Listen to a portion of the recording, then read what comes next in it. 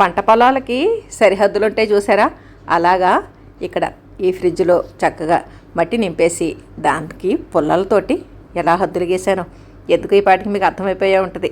ఇవన్నీ విత్తనాలండి. ఇడ్లీ రేకుల్లో రెడీగా ఉంచుకున్నాను అనమాట.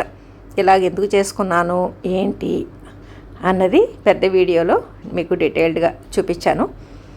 ఆ పెద్ద వీడియో చూస్తే మొత్తం అంతా వివరంగా తెలుస్తుందండి. ఇవి రకరకాల పూల విత్తనాలే చాలా వరకును.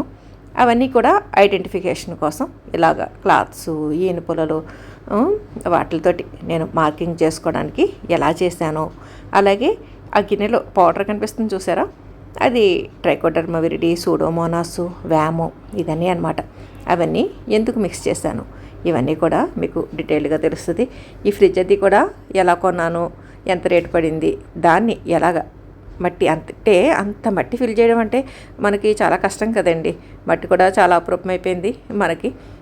ఈ పెద్ద పెద్ద గ్రో బ్యాగ్స్లో మట్టి నింపడం కోసం నేను ఎటువంటి విధానం పాటించాను అన్నది కూడా మీకు పాత వీడియోస్లో తెలుస్తుంది.